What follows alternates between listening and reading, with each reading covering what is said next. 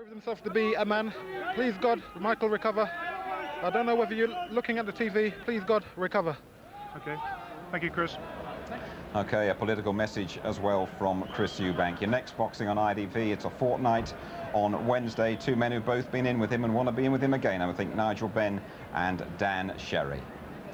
Well, tonight's fight probably lacked the intensity and the drama of the past ones that have involved Chris Eubank, but he's still the champion of the world. Bye-bye.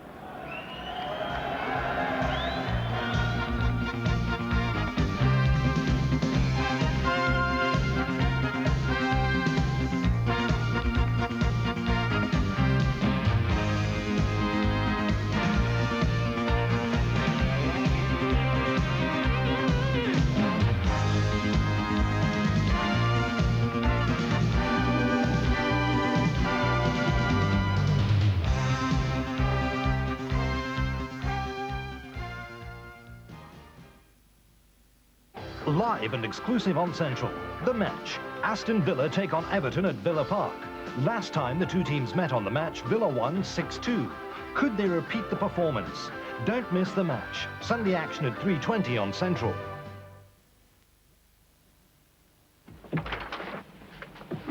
Well? Very high tech. What's this? It's a fax machine. Is it? Marvellous what they can do nowadays. What does it do? It transmits documents down a telephone wire. You must have to roll them up ever so small. It's electronic. You put your documents in, you dial a number, and they come out the other end. What other end? Wherever there's another fax machine. What's happening? It's the office. Someone's faxing something to me. Oh, pictures. If you've got work to do at home, BT has more to offer than phones. I'll tell you something. I'd never want one of those fax things. I thought it was rather handy myself. It's nothing but aggravation. It's bad enough Melvin never phones. If he never faxed me either, I'd be sitting at home waiting for two things not to ring. Well, I mean, one ring and one ping. I could find myself answering the microwave. For more about working from home, call 0800 800 868. Free in the People this Sunday, part one of a great new TV supplement, the A to Z of all you want to know about television. It's full of fun and fascinating pictures for you to keep. Exclusive, the Queen Mother's secret fight for Fergie. Tickets galore, lots and lots of free flights to Florida to be won. The kind of people, your kind of people, my kind. By the People this Sunday. From Gillette comes Sensor, the razor that can sense and adjust to the individual needs of your face. Sensor blades are mounted on responsive springs to continuously sense and individually adjust to your face. Closer, safer, more comfortable. Gillette Sensor, together with the richness of Gillette Gel, for a shave that is unsurpassed. Gillette, the best of men.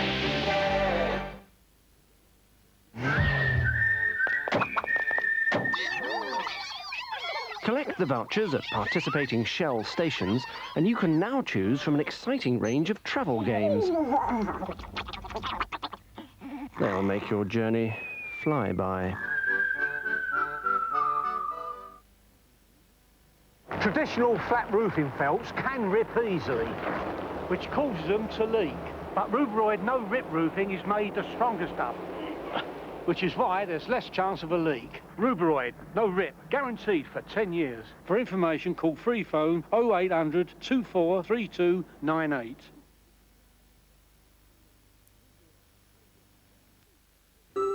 His wife betrayed him, so he cloned 3 new lovers for himself. What makes you think that they'll love you? Because they're refractions of you. But who is our real mother? You haven't got a mother or a father. I don't like to think of myself as an orphan. Orphans are children who've lost their parents, not children that never had any. It'll haunt them for the rest of their unnatural lives. Sunday at 9:05 on Central, The Cloning of Joanna May.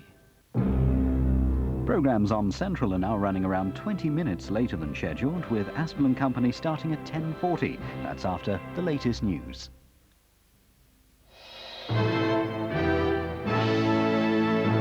The news from ITN. Britain's most wanted man, kidnapper almost certainly a killer. Labour accuses Sunday Times of coordinated smear campaign. Tyson says he's relying on God as his lawyers win the latest round. And England trounced the Irish in quest for second Grand Slam in a row. Good evening. Detectives have dubbed the kidnapper of estate agent Stephanie Slater Britain's most wanted man. West Midlands and West Yorkshire police say similarities between Stephanie's abduction and the murder of teenager Julie Dart last July make it 9/10 certain that the cases are linked. A Sunday newspaper has offered a £175,000 reward to catch the kidnapper, matching the ransom he escaped with. After a top-level meeting between chief constables, both forces are now linking up to catch the man they believe killed Julie Dart and abducted Stephanie Slater. During Stephanie Slater's inquiry and the time that she was missing, we were dealing with someone who had probably murdered the previous girl he'd had dealings with.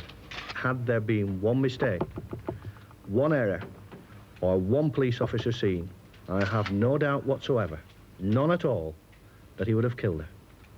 Detectives from West Yorkshire will lead the joint investigation. They've been in contact throughout the kidnapping, but it was the details of the money drop-off in Barnsley which made them look closely at the similarities. Detectives interviewing Stephanie believe that her description of the abductor matches those built up by West Yorkshire police investigating the murder of Julie Dart. They also revealed that the drop-off points on both cases were only a few miles apart. The money demands made by the kidnapper were similar, down to using tapes and letters for instructions. Also, the random choice of his victim is similar in both cases. To some extent, from the Dart inquiry, there appeared to be an emphasis on playing a game with the police. There appeared to be some enjoyment in the routines of the exercise. Although West Yorkshire has been brought in to head this operation, both forces believe that the centre of their inquiries will be here, in the West Midlands. Eric McInnes, ITN, Birmingham. Labour has accused the Sunday Times of launching a coordinated smear campaign against their party to distract from real election issues. An article in tomorrow's edition gives details of meetings between Labour leaders and Soviet officials in London between 1979 and 1986. The story was written by the former BBC correspondent Tim Sebastian, who says he saw Soviet government files of ambassadors' reports of meetings with the Labour Party. Mr Sebastian thinks similar files may exist for the Tories, but he wasn't shown them. There's only one reported meeting with Neil Kinnock. The Soviet ambassador asked to see him at Westminster shortly after he became party leader. The details published by the Sunday Times are hardly astonishing. Apparently Mr Kinnock said the Labour Party is ready to develop the dialogue with the Soviet Union, but that meant a concrete dialogue leading to the solution of complex international problems. There was also criticism of the miners' leader Arthur Scargill. Mr Kinnock called him a poor general. And at a discussion with Dennis Healey in 1984, he apparently said he was worried at the prospect of Mr Reagan being returned for a second term. And he added that in arms control, the position of the USSR impressed him considerably more than that of the US. It's pathetic that the Sunday Times should allege Kremlin connections to smear Neil Kinnock and the Labour Party in an attempt to distract people from the real issues in Britain in the general election.